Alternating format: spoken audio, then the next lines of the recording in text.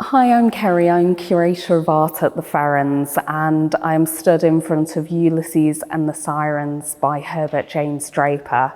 It was recently voted the third most popular work in the collection by our visitors and local schools in Hull.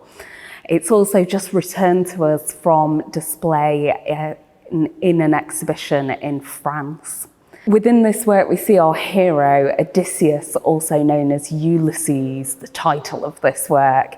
He is tethered to the boat, trying to go past the Sirens and survive and be the first person to be able to survive their call. He's surrounded by his men whose ears are covered with cloth wrapped around their heads and stuffed inside their ears so that they can keep on rowing as they go past and not fall fate to the Sirens, who were known for their beauty but also their call that would lure sailors and distract them from what they were doing and lure them effectively to their death. So it's a very dark work, and yet often seen by our visitors in a positive light because of the beautiful detail, the young, beautiful sirens, depicted here as mermaids. Actually, in the epic poem, the mermaids weren't mermaids, they were half women, half chicken, so maybe less appealing to the sailors, and it was their song that would lure them. But over time, they became mermaids. Now, this work is very indicative of its time. It's a Victorian painting, although it looks at a subject written a couple of thousand years earlier, looking at a mythological subject. But it does reveal something about Western society in the Victorian period, and that's the role of women and how they were perceived. So this depiction of the Sirens is quite complex. Within Western society, from the 1700s particularly, and through the 1800s, and very much prevalent in the Victorian society, women were seen as subservient to men. They often didn't have their own powers. Things started to change in the Victorian period, but only a small amount.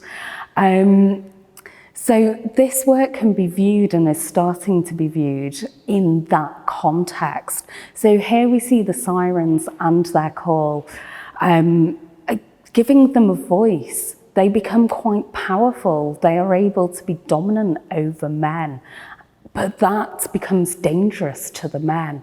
So this can be read as looking at women who are given power in Victorian society could be a danger to men, a danger to their own power, but also possibly their lives. Now, this is quite different in African culture, where the gender construct that we now experience as a result of Western society wasn't as prevalent. So if we look at the depiction of sirens, Le Siren, or better known as Mami Wata, the siren is a very powerful, positive figure in African society. So Mami Wata, when encountered with her amazing tale and often holding a mirror, would bring enlightenment to the sailors that would meet her or anyone who would encounter her on the shores. They would pass through, if they were lucky enough, her mirror, through to another world on the other side. And when they returned, they would have a form of spiritual or intellectual enlightenment. Mami Wata is still a very powerful figure today. So going back to this painting of Ulysses and the Sirens and looking at the context of the Sirens and bringing in their point of view gives another dimension to this work that I'm keen to explore more in the future. So thank you for joining me looking at Ulysses and the Sirens in a different way.